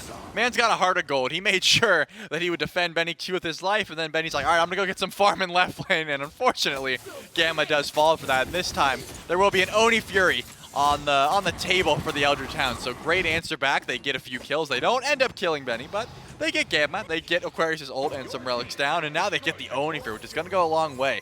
Valhalla Valkyries, they recognize the Pyromancer is available. Crim's on the way as well, but he didn't make it in time. No, Crimson going to be a little bit late to grab that objective. Instead, he'll kind of peek his head around the wall to see if anybody is traversing through the jungle, but will not be. Instead, Trebuchet has made its way into the mid lane. I think this is one of the first ones that we've seen the Valkyries actually be able to get in their set so far up against the Eldritch Hounds. Game number 1, Hounds got the first 2, maybe? I don't remember if they got the third one The or Hounds not, got the first 2. The Valks got the third one. Right. And then this time around, the Valks have 2 already. So they're doing much better to the Trebuchet ratio, I would say, than they were last game. So in this case, now the Hounds are going to get the third one because that's how it'll work. And they're just trading places. And then do they win the game? That would be the play. I mean, that's the storyline that we're going with here, I assume. All right. Well, I mean, I didn't ask. I mean, Hindu didn't tell us if that's what he wrote in. Yeah, so yeah. He didn't. He doesn't give us access to the script. At least not the 2 of us. Venicube is gonna need some help from his team. Sanctified Field will keep Quig locked in place. The Coffin will get the beads out. Quig will provide a nice heal to Gamma, who will root him out with the snake. But unfortunately for Kirmi, he can't find a path in. Oath and Crimson keeping him out. Yeah, that was going to be just a little bit of a trade there. 3 ultimates used on the side of the Valks for 2 on the side of the Hounds. And the solo laners were not rotating in. It looks like Remikami is pretty close to getting that tower, but remember, Benny Q got that right side tower so long ago, you don't really have that bastion of safety. We haven't seen Kirmi really want to get active over there, though. I think once this kin size gets built, or possibly even an execution, or one of those items will help out the DPS, and then maybe Kirmi will feel a little bit better about going for these ganks. But it's been mostly Oath who's been trying to get active on this side of the map. I just realized that Benny Q sold his Ancient Blade that he picked up a little while ago. He picked up like Demonic Grip after his Telkons, and then he had Tier 1 Ancient Blade. He just sold it and decided to go for a Rod of Tahuti instead. Yeah, he wants big crits. He doesn't care about anti-heal or anything like that. Maybe movement speed he would like a little bit of, but not too much of it going to be a problem. Aquarius is under tower, and look at the Hounds. All 4, except for Doomhambro, are going to be here trying to gank Aquarius. Gamma's on the way. Aquarius going to soak up as much as he can, but now with that anti-heal on him, he's not going to be getting too much. Eagles rally only against Oath. Aquarius will go down. But where's the return fire out of the Valkyries? How do they find that return right after? Gamma body blocking as much as he can, finds a good heal and a good boost for his team. Coffin goes up to pull in anybody. It's only going to be Quig for a 1-for-1 trade. And it looks like Remakami was the next one on the target, but I don't think they have enough chase. Kirmi does have the blink available, and he is not going to choose to use it. Still here trying to go for a blue buff, but that's all they're going to be going for. Look at the ADCs, though. Dudeman actually makes the rotation in. Wowie is still going to be in left lane. We might see a little bit more chase down here. Kirmi very greedy to stand here, but got just out of range for Tusky to slam back by. Kirmi makes a very greedy play there, and he is literally just lucky to have gotten out. Yeah, there's no justice in the world. Tusky didn't quite smell him, and he is going to, unfortunately, I imagine that's what he He is uses. the bringer of justice. Well, I just imagine that Tusky's got the sense of smell, and, you know, this time around, Remakami might be in danger once again. Pretty tanky here, not too much damage. Benny Q's here, though. Benny getting some good damage too, and so is Kirmi. Remakami spinning as fast as he can. The orbs fly down from Benny. Gamma also falling low in the back line, and Erupt Crimson with a final judgment from long range will take out the support of the Valks, and watch Oath wrapping around the backside. Kirmi half HP. Oath gets spotted out, and that should be the disengage for the Valkyries. The Hounds not going to continue their push either. Yeah, if Remakami had teleport, maybe we could see a Fire Giant pull here. Maybe we could see a little bit more aggression, but he has to walk the whole way back, and it looks like that's just going to be too much to call. There is a Trebuchet over here that has to deal with a wave, and then the tier 2, or the tier 1 rather, on left could be in a little bit of trouble. The ADCs, though, they've not rotated back. Doomman Bro is still sitting around this FG, and you know what that tells me? They're going to go for a pull. Fire Giant started up, quarter HP taken away from it. Aquarius is here with his Eagles rally, and Wowie charging up that second ability. See who he'll fire to. The Fire Giant gets leashed, and Quig will use a Riptide to bail himself out.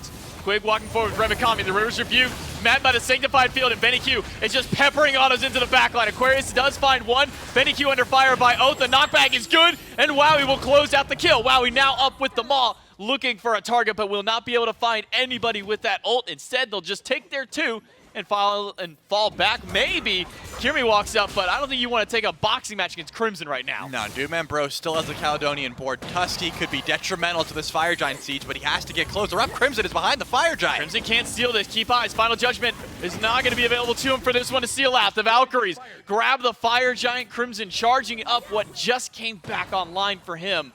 The Valks get the Fire Giant, and they expand their lead. 6,000 gold up for the Valks, even despite the kill deficit. I think that was a great play by Gamma. Someone had to CC Crimson there, and someone had to make sure that Tusky did not get unleashed on that Fire Giant. If everyone gets stunned, DPS gets stopped, who knows if there's a steal. Even if there isn't a steal, your siege gets a little bit delayed, and Fire Giant does way more damage. So Gamma making sure to CC and make sure that that is not going to be the play. So we didn't get to see the second Tusky in that fight. Could have been a completely different swing, but this time the Valhalla Valkyries are able to confirm that.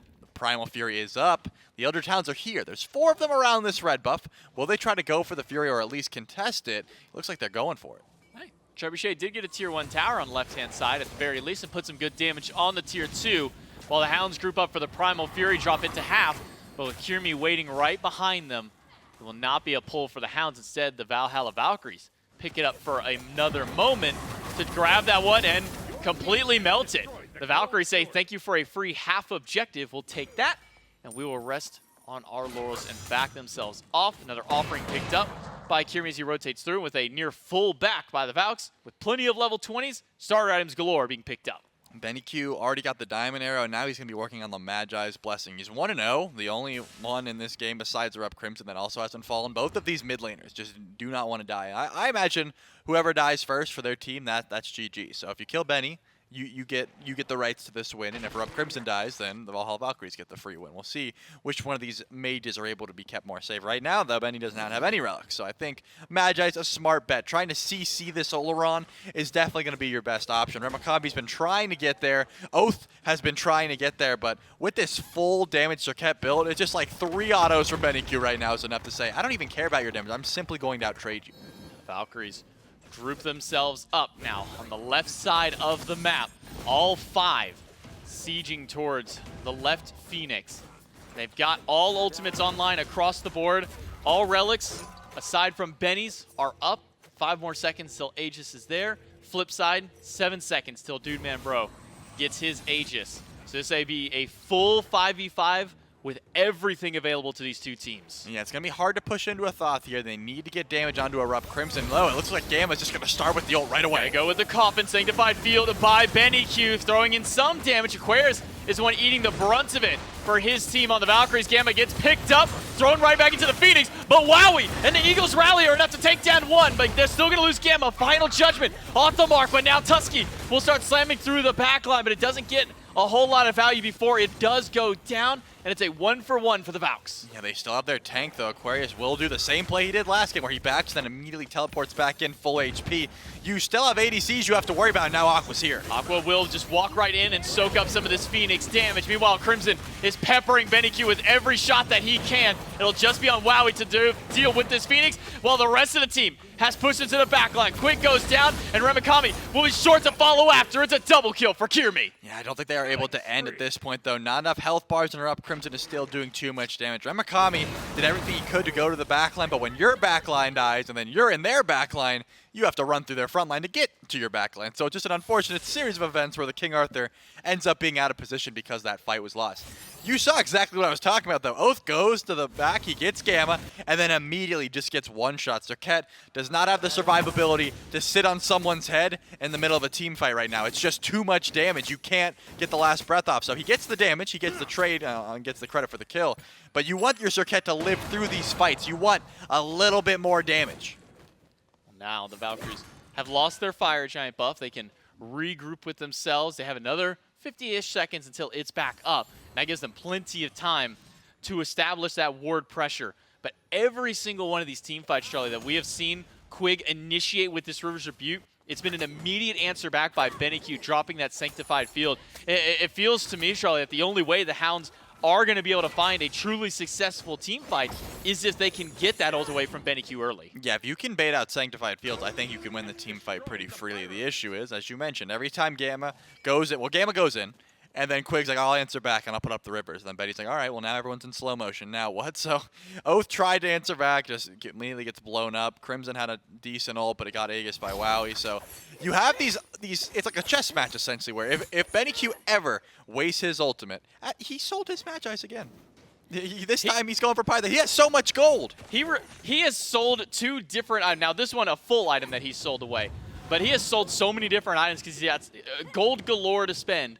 Fire Giant has crashed back down, and Kirmi is immediately on it with the Valkyries. Gamma at the front line, tries to pull in one with the Coffin. The Valkyries get the Fire Giant, but can they get the fight after? The Eagles rally from Aquarius will get him out. Gamma might have to sacrifice his life unless the rest of the team can rally around him. It's a good Sanctified Field to zone everything out. Crimson will not find anybody with that final judgment, and the Valkyries have bought themselves some time. Well, it looks like the Eldritch Hounds want to chase this one down. Gamma is still very weak and can't really get out here. Good Riptide, and now Oath jumps in. Massive disarm holds it out. Gamma still alive throughout all of this. BennyQ finds Oath. Aquarius finds Dude Man Bro. Crimson is one shot away while Benny deals with Remikami. It's a double kill for Aquarius, and BennyQ will be more than enough to deal with the frontliner of the Eldritch Hounds. The Valhalla Valkyries have nearly wiped out the Eldritch Hounds. Wowie finds one, Benny finds the Decisive, and the Valkyries can walk right into the throne room, take game 2, and eliminate the SCC squad. It really looked like they had some avenues to try and chase that one down, but when you look at the gold lead, when you look at the builds, even with ultimates and relics down, they still had enough just damage built into their kits to make sure that that one goes their way. The Valhalla Valkyries, a very dominant performance. To me, I have to look to number 1, BennyQ, those ults are on point, and number 2, Aquarius, has been pretty dominant all set. Yeah, it's impressive games by the Valkyries. A bit of a stumble in game number 1, a little bit of a slower burn in game number 2, but not trying to force these plays that they don't necessarily need to. That was the problem in game number 1 that we stressed was they had this 2,000-3,000 gold lead. They decided, you know what? We're just going to team fight for the sake of team fighting, and they didn't do that this time around. The Valkyries really played a lot more patiently here in game 2. Yeah, they realized they could close out this set as long as they pushed their lead. BennyQ sat in that mid lane and said, I'm going to continuously farm. Maybe I'll rotate to a fight here or there, but you look up, how is he level 15? How does he have all this gold? No matter what the kills Oath was able to find, when you're looking at a mid laner who's 3 levels above you, your ganks are never looking that good. Yeah, every opportunity that Benny had, he was rotating out of mid lane to go farm something in right, kill an objective in the left. The play by them when there was a distraction in the right lane for Wowie and Benny to then just completely full push that mid lane really seemed to have kind of kickstarted that earlier game for the Valhalla Valkyries. They're able to close it out in 2, and find a pretty nice win over the Eldritch Hounds. The Hounds will go home, the Valkyries will move on, and we'll throw it to the desk to break it down. And it's such a shame because you saw the greatness from the Hounds there. There are flashes of it in that game, but they just weren't able to breathe that spark to life and really set it on fire. Unfortunately, for the Hounds, they will be sent home, as J-Mac just said. But on the flip side, the Valkyries were able to avenge their fallen SPL teammates, the Scarabs, and put SCC back down to not where they belong, but you understand. I do understand. Yeah. Look, I'm going to quickly coin a new term because I think this is something that has reared its head a few too many times to not have a name. The difference in this match, I think, is just SPL diff. One of these teams just realized when their power spikes came a little bit more clearly, and that's the Valhalla Valkyries. One of these teams realized when it was time to dig in their heels and really set up camp and put up a defense and get their back up against the wall and take those fights. And one of these teams seemed like they were still trying to figure out exactly when the best fight opportunities would be and what they were going to do afterward. And again, that's the Valkyries coming out ahead. It's a difference of experience, I think. As you said, flashes of brilliance from the Eldritch Hounds, and maybe had they been given a little bit more opportunities or had a couple more scrims with these SPL teams or one more week of play, we could be talking about a vastly different set. Even comparing the Eldritch Hounds of today to the Eldritch Hounds of day one of week one, it is a vastly different team. It is almost scary how quickly this squad has continually improved. And look, I know there are some fans at home that are going to be disappointed. They didn't want to see them go. I think you can count me amongst them. Yeah. The Eldritch Hounds have very quickly found a fan in me.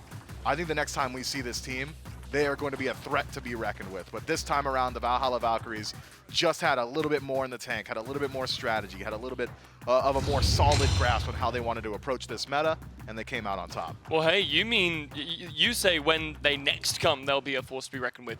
I'm looking at the Solar Scarabs, and I think they already think the Hounds are a force to be reckoned with. This team has absolutely nothing to be ashamed of coming through the SCC, winning, for all intents and purposes, their entire week, getting a little bit extra by being able to show up to week 2 in the first place. And then, obviously, they would have hoped, I imagine, for a win or two here today in their first set of games in week number 2, but I don't think the Hounds have anything to hang their heads over. I think this team have done just phenomenally throughout both weeks, and I think we've said this quite a lot, this team is maybe the closest non-SPL team to be not SPL, if that makes sense. They're really so close to the SPL. That's what I'm trying to say. I'm with you. I'm glad you got it. But Mifflin, we don't have to just say goodbye to them quite yet. We've got a quick interview here with 2 of the players from the Eldritch Hounds. Dude, man, bro, and Quick, what's funny? No, I don't know. You're making us blush, What's bro. up? Oh, how are you guys doing? We're feeling good. We lost today. We stunk it up pretty hard, but it sucks we didn't get a single win today. But we came this far. Sure. And that was our goal, and we accomplished it. Yeah, so I bet you guys are feeling really good about that. So obviously, there were things to improve after today. Sure. Realistically, were you expecting to be able to take down any the other SPL teams? Sorry. For sure, Valks. We thought we could have a chance, and maybe Bolts. But yeah. Okay, the Valks and the Boat. Not the Dragons, though. Quick. No, dude, they got Mike Goat, bro. We can't do anything about that. Right, of course. Yeah, I think we kind of underperformed today against the Valks, I'll be honest. I feel like, given a little bit more time, we'll probably be, consistently taking games off them. Hopefully, we can get some good practice in.